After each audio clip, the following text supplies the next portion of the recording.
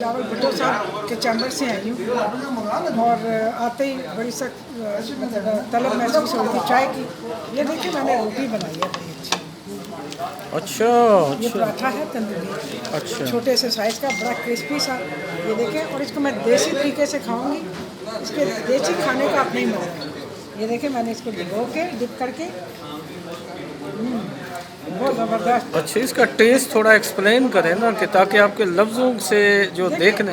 ये असल में मैं घर में भी कभी कभी तवे पे बनाती हूँ। तवे पे भी मैं तंदूरी टाइप पराठा बना लेती हूँ। तवे पे, तंदूर पे नहीं।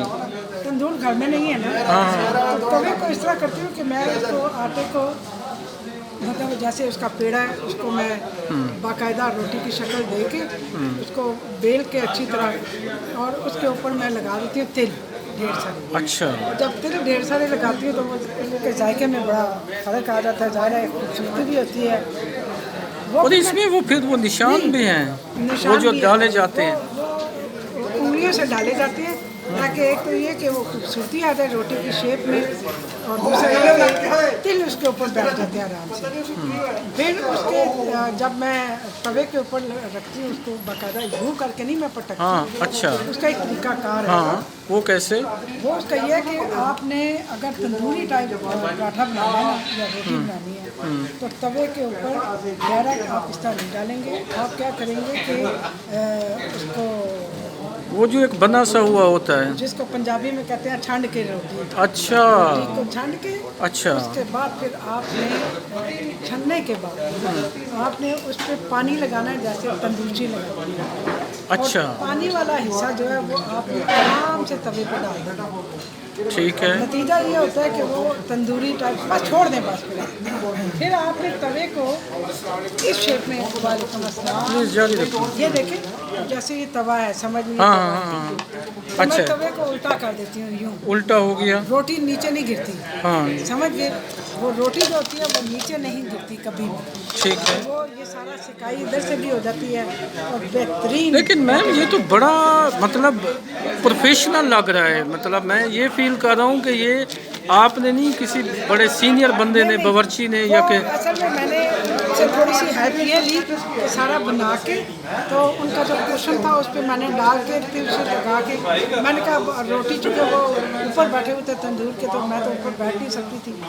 मैंने कहा बस आपने सिर्फ अंदर लगा। तो मैडम ये पार्लियामेंट में हम मौजूद हैं, पार्लियामेंट कैफेटेरिया में, तो आप एक सीनियर सहाफ़ी हैं और पार्लियामान को कवर करती हैं और आपका बड़ा एक्सपीरियंस है। और साथ साथ ये जो आपने आज एक नई वो डिश मुतारिफ़ करवाई है, और आप बता रही थी कि आप बिलावल भुट्टो जरदारी साहब से मिल के आई हैं। अच्छा, बिलावल साहब से आपकी मुझे लगता है कुछ जज्बाती उनसियत है, प्यार है। अब आपके चेहरे पे एक रौनक सी आ गई, चमक आई है। वो उसकी वजह ये है कि जब बिलावल छोटे थे तो बीबी शहीद जब जिंदा थी तो मैंने बिलावल को अपनी गोद में उठाया। Oh yes. हाँ जी। अच्छा तो उस वक्त ये बिल्कुल छोटा सा था, गुबलू सा माशाल्लाह।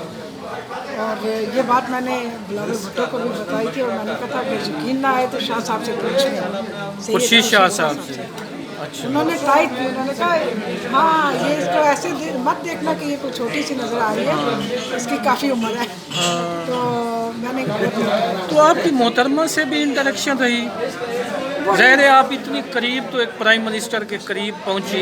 देखिए जब वो मुल्क बदरी के बाद पहली दफ़ा पाकिस्तान आई थी, यानी इस्लामाबाद आई थी, मुझे याद है कि दिलशाद शेख फोटोग्राफर थी। दिलशाद शेख को मैंने कहा कि आज मैं गाड़ी लेके नहीं आऊँगी, मेरे पास उस ज़माने में मिनी आस्टन गाड़ी थी। मिनी आस्टन जो आप सॉरी, आप ये साथ लेती रही। मैं आपका ये मिस्टर बीन में भी जो लंच है ये ठंडा भी नहीं कराना चाहता, ताकि देखने वाले ये नहीं कहें कि क्लासरे ने और ही वो कहानी डाल दी और मैम जो है ना, प्लीज़ आप मैंने अपनी गाड़ी घर में छोड़ी। ठीक है। और दिलशाद शेख फोटोग्राफर पुकार में होते थे, हम पुकार के लिए उस ज़माने में पुकार अखबार था। पुकार रोज़ाना पुकार शोरिश मलिक साहब का था। तो मैं और दिलशाद शेख हम लोग मोटरसाइकिल पे, दिलशाद शेख का जूम लेंस वाला बहुत बड़ा सा कैमरा था। अच्छा। लंबे जूम वाला। तो मैंने कहा मैं फोटोग्राफी करूँगी। ठीक है ठीक है। मैं इस्लामाबाद एयरपोर्ट से लेके डॉक्टर नियाजी की रिहाइशगाह तक ठीक है, मैंने अपनी ज़िंदगी में एक अजीब मंजर देखा। वो क्या मैम? बीबी गाड़ी में बैठी थी और उस गाड़ी को निकलने में और इस्लामाबाद पहुंचने में 2.5-3 घंटे लग गए थे। कितना फासला? ये इस्लामाबाद F8 से? एयरपोर्ट, पुराने एयरपोर्ट से लेके डॉक्टर नियाजी की रिहाइशगाह तक, अच्छा अच्छा।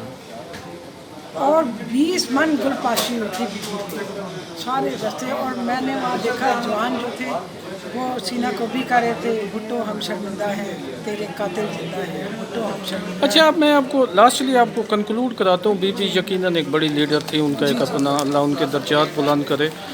एक बड़े हम पॉलिटिकल फिगर से जो है ना महरूम हुए।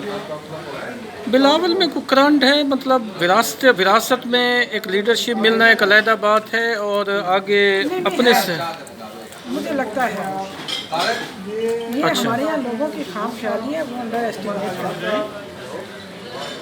बिलावल भी बड़ा एनर्जेटिक है और आसफा बीबी भी बहुत एनर्जेटिक है। लेकिन हम थोड़ा सा, ये उनका है तो ज़ाती मामला, लेकिन ज़ाहिर पॉलिटिकल फिगर है, बात हो सकती है। मतलब ये देख रहे हैं कि जरदारी साहब फ़िलहाल बेटियों को उन्होंने ज़रा पीछे वो किया हुआ है, मतलब पॉलिटिकल सीन पे उस तरह वो नहीं, तो चलेगी ना ब्याह के चली गई।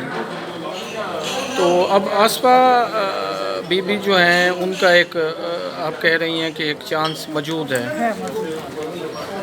अच्छा, चलो बहुत शुक्रिया, आपने वक्त दिया, क्योंकि वक्त की कमी जो है ना, ये मैं आपके साथ टेस्ट करूँगा, खा रही हूँ, आप लोग भी खाएं।